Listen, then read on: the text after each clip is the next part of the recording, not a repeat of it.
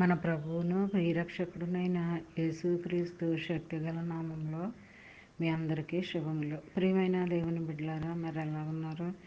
గతించిన దినమంతా కూడా ఆయన రెక్కల నీడలో మనందరినీ కాపాడి మరొక నూతనమైన దినములో మనల్ని అందరినీ ప్రవేశపెట్టిన విధానం బట్టి మరొకసారి ఆయనకి వందనాలు చెల్లించుకుంటున్నామండి. ఈ దినము దేవుడు మనకిస్తున్న వాగ్దానము లూకా సువార్త 14వ అధ్యాయము 11వ వచనం. తను తాను హెచ్చించుకొని ప్రతివాడును తగ్గింపబడును, తను తాను తగ్గించుకునేవాడు హెచ్చింపబడునని చెప్పాను. ప్రియమైన దేవుని బిడ్డలారా, మరి దేవుడు ఇందులో ఏమని హెచ్చరిస్తున్నాడంటే, మరి ఎప్పుడు కూడా మనం తగ్గించే స్వభావంతో మనం ఉండాలి, తగ్గించుకునే గుణము మనం కలిగి ఉండాలి. ఎప్పుడు కూడా తగ్గించుకునే నడుచుకోవాలి, తగ్గించుకునే జీవించాలి.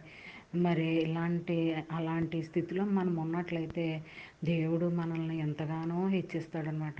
ఎప్పుడూ కూడా మనం జీవించిన సంవత్సరాలన్నీ కూడా తగ్గింపు బ్రతికే బ్రతకాలి, మరి హెచ్చించుకోకూడదు. అలా హెచ్చించుకుని బ్రతికినట్లయితే దేవుడు మనల్ని కిందకి దిగజారిపోయేటట్లుగా చేస్తాడనమాట. మరి తగ్గించుకునే బ్రతకాలి.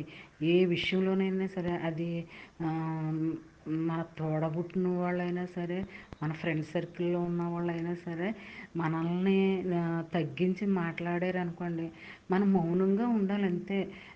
అంతేగాని వాళ్ళతో గొడవ పెట్టుకుని, వాళ్ళతో అవమానకరమైన మాటలు అనిపించుకొని అలా చేసే కంటే మనం చాలా నెమ్మదిగా తగ్గించుకుని ఉంటే మన బ్రతుక్కి అది ఎంతో మంచిది, మేలుకరం అనమాట అండి.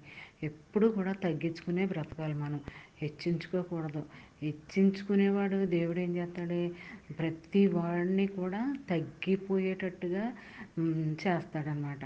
అందుకే మనం హెచ్చించుకునే వారిలో మనం ఉండకూడదు, తగ్గించుకునే వారిలోనే మనం ఉండాలి ఎప్పుడు కూడాను.